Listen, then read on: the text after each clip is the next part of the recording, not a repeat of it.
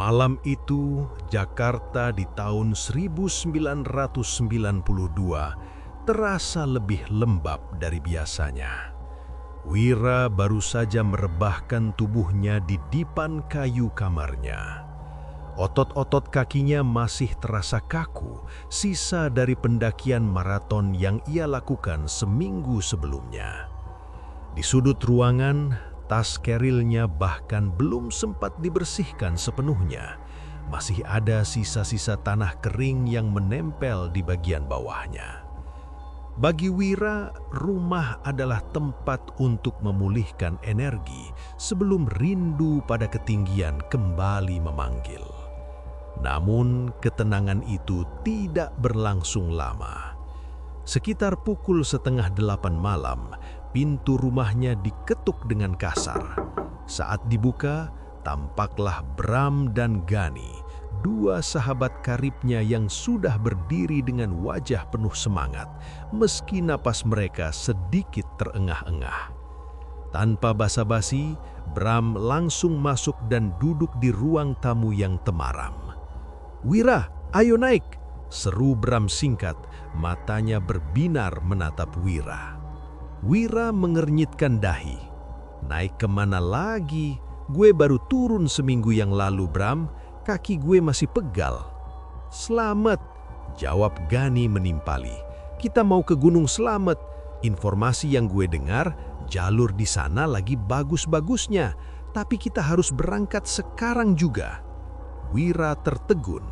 Di masa itu, Gunung Slamet bukanlah destinasi yang bisa dianggap remeh. Informasi mengenai jalur pendakian sangat terbatas.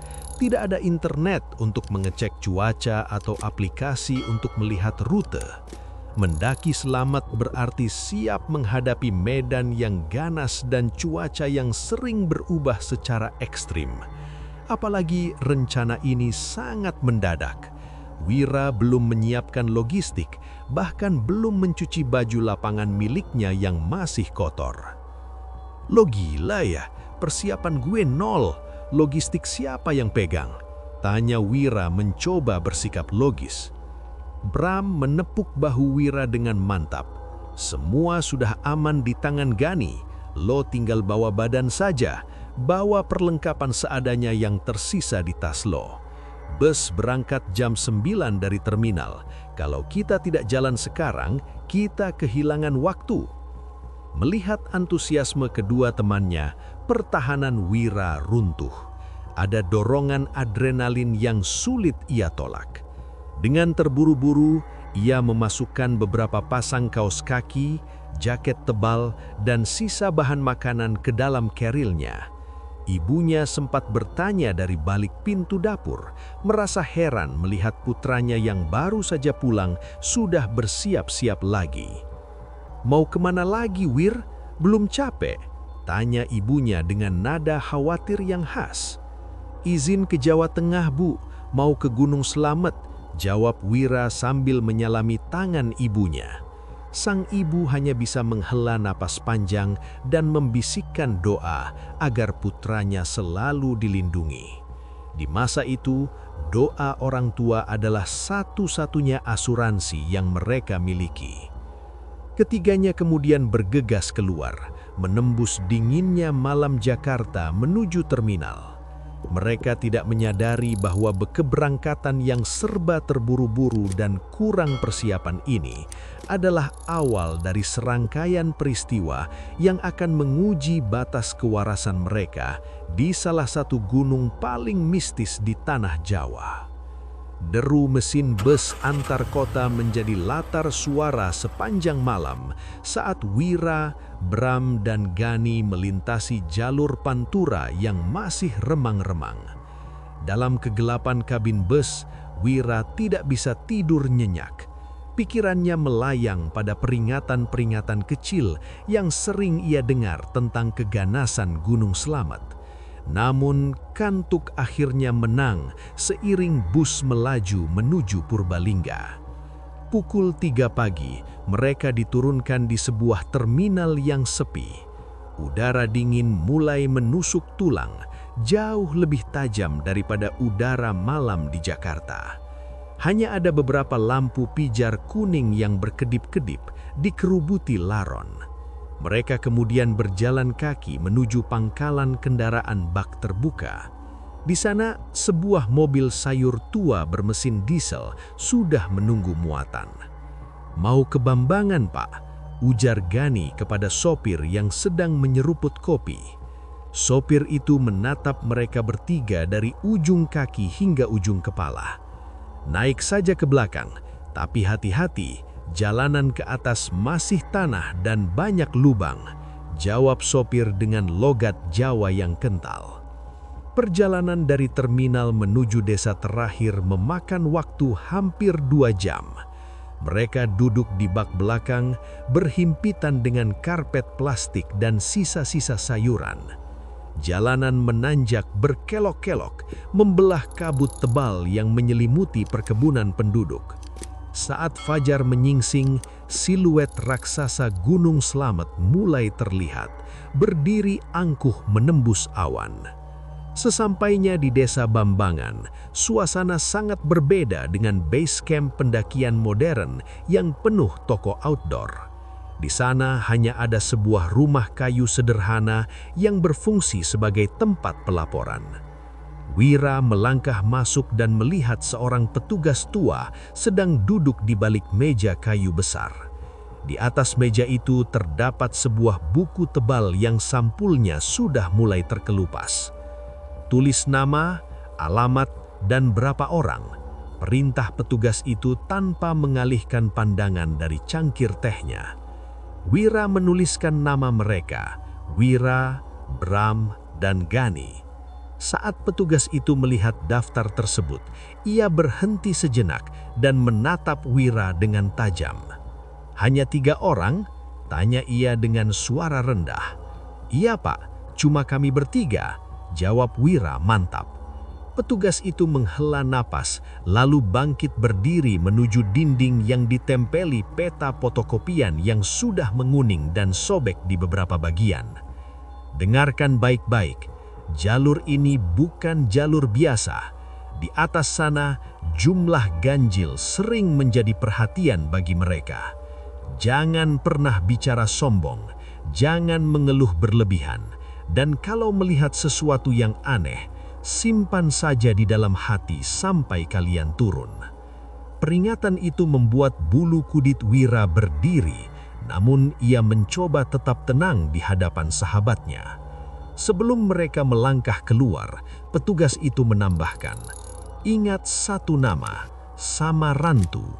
Kalau sudah sampai di sana sebelum gelap, lebih baik segera lanjut. Jangan berhenti terlalu lama di sana." Dengan tas keril yang sudah kembali disandang, mereka memulai langkah pertama di jalur tanah yang sempit.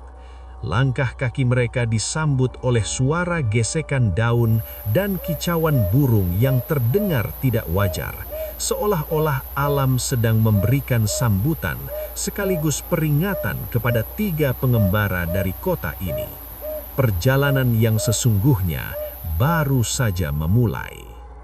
Matahari mulai tergelincir ke arah barat, namun sinarnya tidak mampu menembus rimbunnya kanopi hutan yang semakin rapat. Udara yang tadinya segar kini berubah menjadi lembab dan berbau tanah basah yang pekat.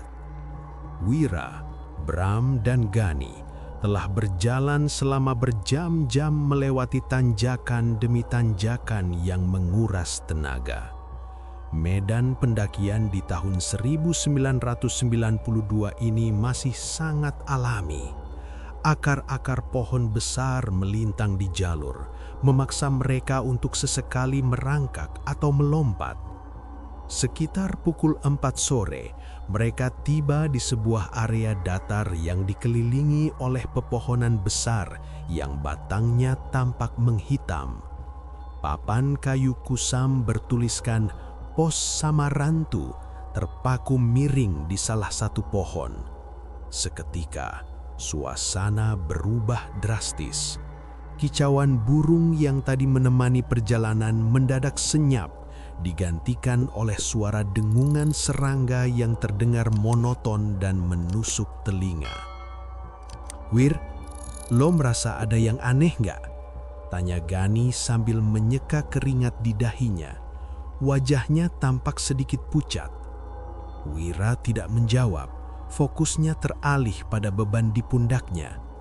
Tas keril berkapasitas 80 liter yang ia bawa mendadak terasa luar biasa berat. Rasanya bukan lagi seperti memikul perlengkapan naik gunung, melainkan seperti memikul sebongkah beton besar. Tali kerilnya mulai menyayat pundaknya, membuat nafasnya tersengal-sengal. "Bram, berhenti dulu sejenak. Keril gue berat banget," ucap Wira dengan suara parau. Ia mencoba menurunkan tasnya ke tanah, namun anehnya tas itu seolah menempel di punggungnya. Wira harus berjuang ekstra keras hanya untuk melepaskan pengait dada. Saat tas itu akhirnya menyentuh tanah, tidak terdengar bunyi debuk ringan seperti biasanya, melainkan suara berat seolah-olah beban itu memiliki massa yang tidak masuk akal. Wira mencoba memeriksa isi tasnya, berpikir mungkin ada air yang bocor atau distribusi beban yang salah.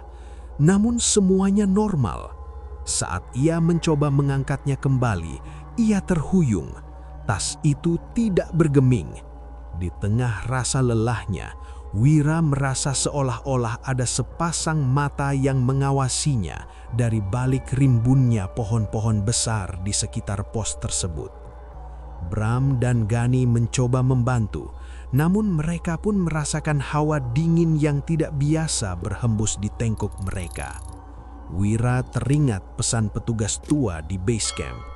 Ia kemudian memejamkan nafasnya, mengatur nafasnya yang memburu, dan berbisik dalam hati, "Maaf, kami hanya menumpang lewat, tidak ada maksud mengganggu." Tanpa ia sadari, ia mulai menyeret tasnya di atas tanah yang berakar. Gesekan kain keril dengan tanah menghasilkan suara srek-srek yang menggema di kesunyian hutan. Di antara suara seretan itu, Wira seolah mendengar suara tawa halus yang sangat jauh, atau mungkin itu hanya imajinasinya yang mulai kacau karena kelelahan. Di pos Samarantu ini, waktu seolah berhenti berputar, dan batas antara dunia nyata dengan dimensi lain mulai mengabur. Setelah melewati perjuangan batin di pos Samarantu, Wira, Bram, dan Gani terus memaksakan kaki mereka bergerak menanjak. Cahaya matahari kini hanya menyisakan semburat jingga di ufuk barat, sementara di dalam hutan, kegelapan sudah mulai merayap naik dari celah-celah akar. Mereka hampir mencapai batas vegetasi, titik di mana pepohonan tinggi mulai menghilang dan berganti dengan semak rendah serta hamparan batu sebelum menuju puncak. Wira berjalan paling belakang. Setelah ia mengucapkan permohonan maaf dalam hati tadi, beban tas kerilnya memang terasa sedikit lebih ringan, namun perasaan diawasi itu tidak pernah hilang. Tengkuknya terasa dingin, seolah ada nafas yang berhembus tepat di belakang telinganya setiap kali ia berhenti sejenak untuk mengatur nafas. "Wir, cepat sedikit. Kita harus pasang tenda sebelum benar-benar gelap," teriak Bram dari arah depan. Wira mempercepat langkahnya. Namun saat ia melewati sebuah belokan tajam yang diapit oleh tebing tanah dan pohon-pohon tua, ia terhenti seketika. Di hadapannya, jalur pendakian yang tadi terlihat jelas kini tertutup total oleh sebuah batang pohon besar yang melintang tepat setinggi pinggang. "Loh, kok ada pohon tumbang?" gumam Wira heran. Ia menoleh ke arah Bram dan Gani yang sudah berada beberapa meter di depan. Anehnya, mereka seolah-olah melewati jalur itu tanpa hambatan. Wira mencoba memanggil mereka, namun suaranya seolah tertelan oleh kesunyian hutan yang mendadak terasa pekak. "Permisi, saya mau lewat," bisik Wira, suaranya bergetar. Seketika, angin kencang bertiup entah dari mana, mengguncangkan dedaunan di sekitarnya dengan suara gemuruh yang hebat. Wira memejamkan mata rapat-rapat. Saat ia membukanya kembali, batang pohon itu masih di sana, namun kali ini ada sesuatu yang berbeda. Di atas batang pohon itu, ia melihat serpihan kain usang yang bergoyang tertiup angin. Kain yang tidak mungkin ada di tengah gunung yang tidak ada pendaki lain selain mereka. Wira tidak punya pilihan lain. Ia memutuskan untuk meletakkan tasnya terlebih dahulu di bawah, lalu merangkak di bawah batang pohon itu. Saat ia berada tepat di bawah batang pohon, ia merasakan tekanan udara yang sangat berat, seolah-olah batang pohon itu siap meremukannya. Begitu berhasil melewati rintangan itu, ia segera menarik tas kerilnya dengan sisa-sisa tenaga. Saat ia berdiri dan menoleh ke belakang, jantungnya hampir copot. Batang pohon besar itu masih ada, namun posisinya kini telah bergeser beberapa inci, menutupi jalur sepenuhnya, seolah-olah baru saja diletakkan dengan sengaja oleh tangan raksasa yang tak terlihat. Wira tidak berani menoleh lagi. Ia berlari sekuat tenaga menyusul Bram dan Gani yang sudah menunggunya di perbatasan hutan dengan wajah bingung. Kegelapan total akhirnya menyelimuti lereng Gunung Slamet. Wira, Bram, dan Gani berhasil mendirikan tenda tepat di batas vegetasi, sebuah area yang agak terlindung oleh beberapa pohon kerdil sebelum jalur berubah menjadi hamparan pasir dan batu. Angin malam mulai menderu, mengeluarkan suara siulan tajam saat menabrak kain tenda mereka. Setelah selesai memasak mie instan dan menyeduh kopi untuk menghangatkan badan, ketiganya duduk melingkar di dalam tenda. Lampu senter yang diletakkan di tengah memberikan bayangan yang menari-nari di dinding tenda. Suasana awalnya terasa akrab, namun perlahan-lahan percakapan mereka terhenti. Ada sesuatu yang tidak beres dengan suara angin di luar. "Kalian dengar itu?" bisik Gani tiba-tiba. Tangannya yang memegang gelas plastik tampak bergetar. Wira dan Bram terdiam, mempertajam pendengaran. Di balik suara deru angin yang kasar, muncul sebuah suara lain, sangat halus namun ritmenya sangat teratur. Ting, nong, ting, tung. Itu adalah suara gamelan, bukan sekedar suara dentingan acak, melainkan sebuah komposisi gending Jawa yang lengkap. Suara kendang yang berdegu pelan diikuti oleh denting saron dan gong yang bergema jauh di dalam lembah. Suaranya terdengar begitu nyata, seolah-olah ada sebuah upacara besar yang sedang berlangsung hanya beberapa puluh meter dari tenda mereka. "Siapa yang main musik di atas gunung jam segini?" tanya Bram dengan suara parau, mencoba menggunakan logikanya yang mulai goyah. "Apa ada desa di dekat sini?" "Gak mungkin, Bram," sahut Wira. "Kita ada di ketinggian hampir 3.000 meter. Desa terakhir sudah jauh di bawah. Lagi pula, siapa yang mau memikul gamelan lengkap seberat itu ke sini?" Suara gending itu semakin lama terdengar semakin kencang. Anehnya, alunan musik tersebut tidak terbawa angin. Suaranya terasa seperti muncul dari dalam tanah, merambat naik melalui alas tenda mereka.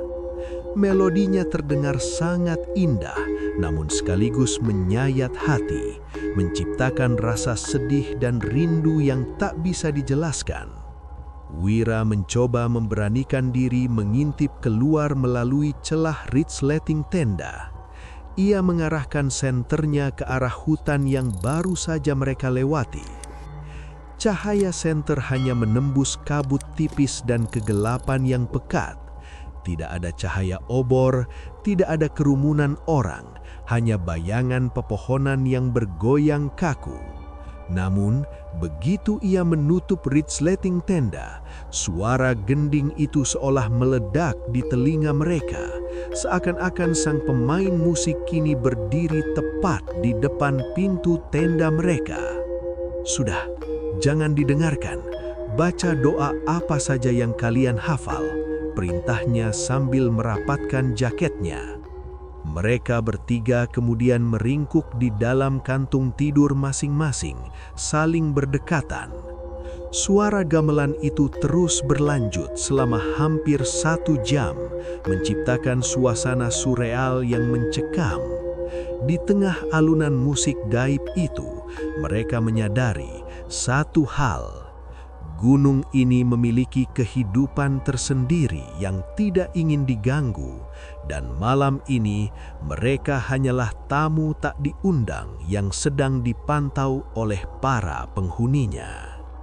Suara gending misterius yang menghantui perlahan memudar, meninggalkan kesunyian yang lebih mengerikan. Kesunyian yang terasa hampa dan menekan gendang telinga.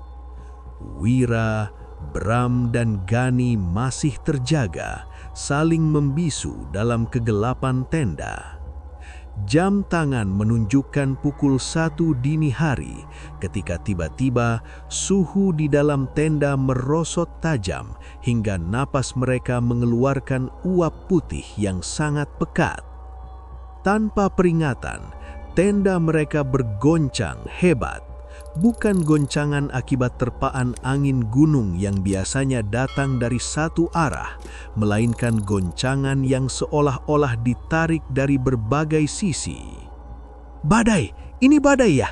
teriak Gani sambil berusaha memegang tiang penyangga tenda yang mulai melengkung secara tidak wajar. Wira menyalakan senternya dan mengarahkannya ke atap tenda. Jantungnya seolah berhenti berdetak saat ia melihat pemandangan di atas sana. Di balik kain tenda yang tipis, terlihat bayangan-bayangan hitam yang sangat jelas. Itu adalah bayangan tangan-tangan manusia yang sangat besar dengan jari-jari panjang dan kuku yang tajam yang sedang mencengkram kuat kain tenda mereka. "Lihat itu, ada tangan di atas!" seru Bram dengan suara tercekat di tenggorokan. Tangan-tangan gaib itu tidak hanya memegang, mereka mulai mengangkat tenda tersebut ke atas. Wira merasakan tubuhnya sedikit terangkat dari tanah.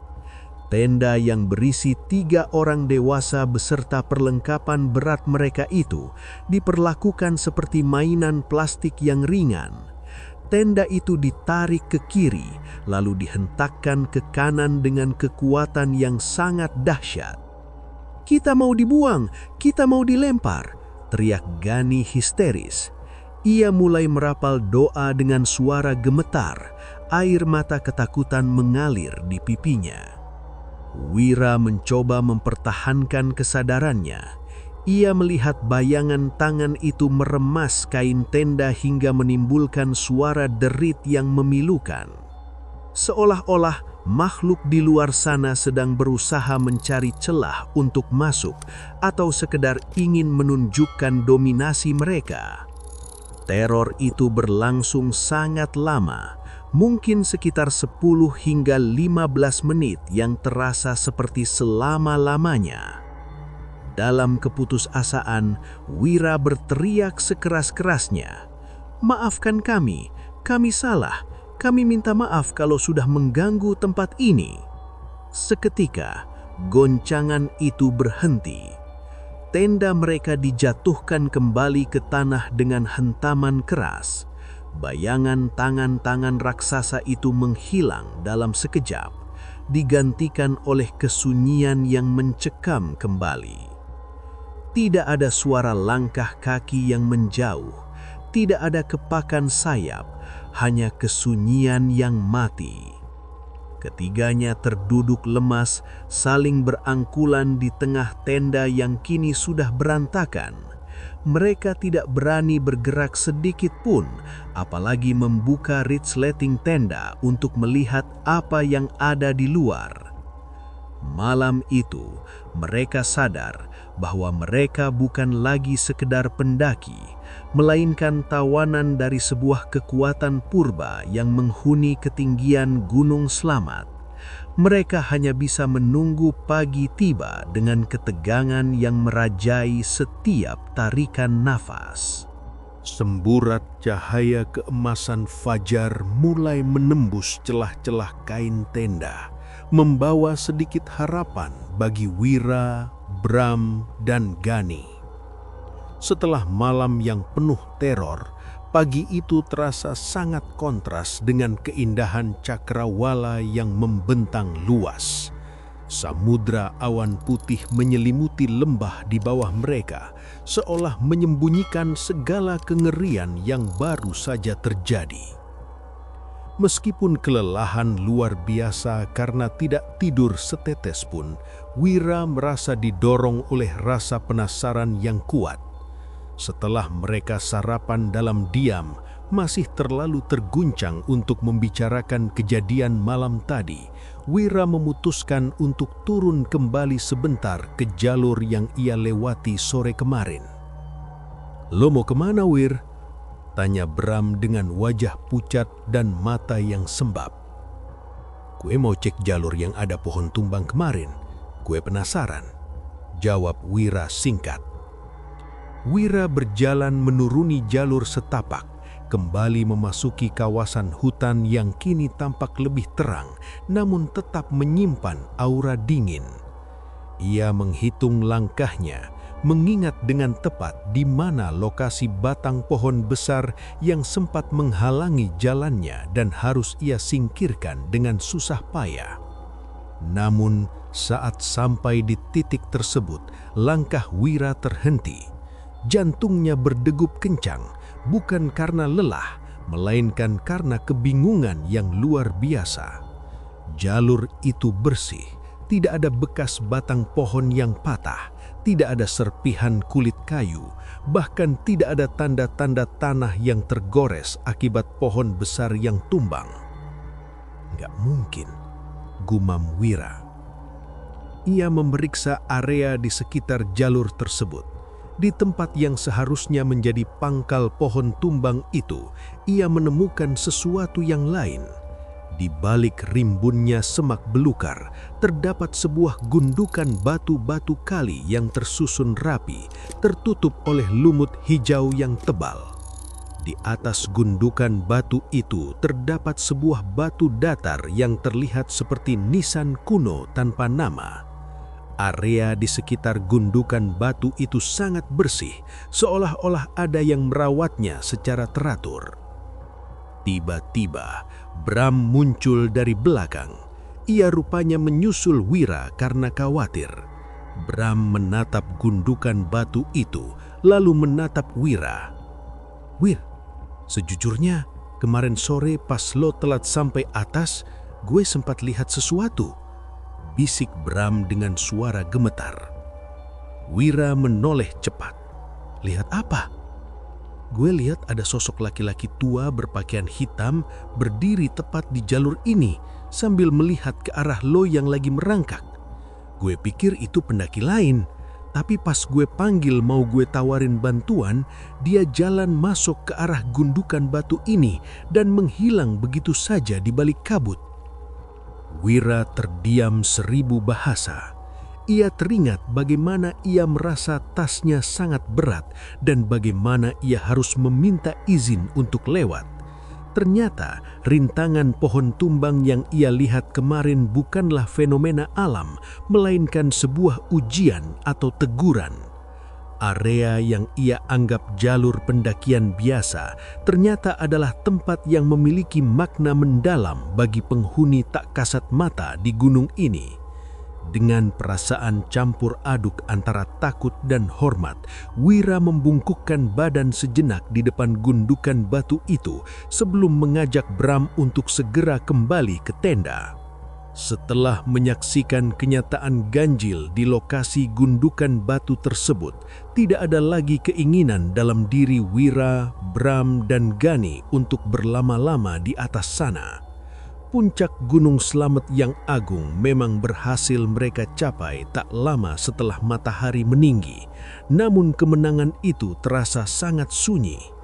Di atas puncak, mereka tidak bercorak kegirangan seperti pendaki pada umumnya. Mereka hanya terdiam, menatap kawah yang mengepulkan asap belerang, menyadari betapa kecilnya manusia di hadapan kekuatan alam yang tak terlihat. "Ayo turun. Perasaan gue nggak enak kalau kita kemalaman lagi di jalan," ujar Gani memecah keheningan. Perjalanan turun terasa jauh lebih cepat, namun setiap kali mereka melewati pos Samarantu, ketiganya secara refleks mempercepat langkah dan menjaga pandangan tetap lurus ke depan. Tidak ada yang berani menoleh ke belakang atau berbicara sembarangan. Hutan yang tadi pagi tampak indah, kini kembali terasa mengintimidasi, seolah-olah pepohonan di sana memiliki telinga yang mendengarkan setiap bisikan mereka. Sesampainya di base camp desa Bambangan pada sore hari, mereka disambut oleh suasana desa yang tenang. Wira melihat petugas tua yang sama sedang duduk di bangku depan sambil menghisap rokok klobotnya. Petugas itu menatap mereka bertiga dengan senyum tipis yang penuh arti, seolah ia sudah tahu apa yang baru saja mereka lalui. "Sudah kembali? Selamat," sapa petugas itu singkat. Wira mendekat, ragu-ragu sejenak, lalu bertanya, "Pak, di dekat batas vegetasi ada gundukan batu. Itu tempat apa?" Petugas itu menghembuskan asap rokoknya perlahan ke udara. "Itu tempat mereka yang dulu ada di sini sebelum kalian. Gunung ini bukan sekedar tanah dan batu, Nak. Ada etika yang tidak tertulis di buku panduan manapun. Kalian beruntung bisa pulang dengan lengkap."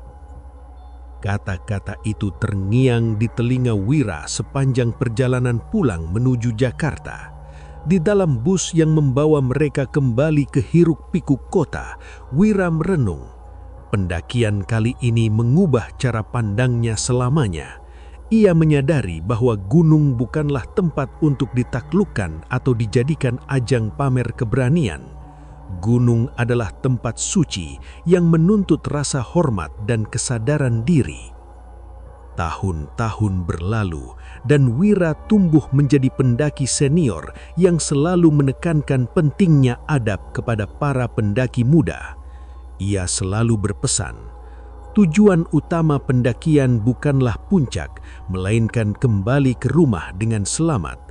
Jangan mengambil apapun selain foto, jangan meninggalkan apapun selain jejak, dan jangan membawa apapun selain kenangan. Dan yang terpenting, jaga lisanmu, karena di tempat sesunyi itu ada telinga yang tidak terlihat yang selalu mendengarkan. Malam itu di tahun 1992 tetap menjadi rahasia yang mereka simpan rapat-rapat, sebuah pengalaman berharga yang mengajarkan bahwa di dunia ini ada dimensi lain yang berjalan beriringan dengan manusia, dan keramahan kita adalah satu-satunya kunci untuk bisa melintasinya dengan aman.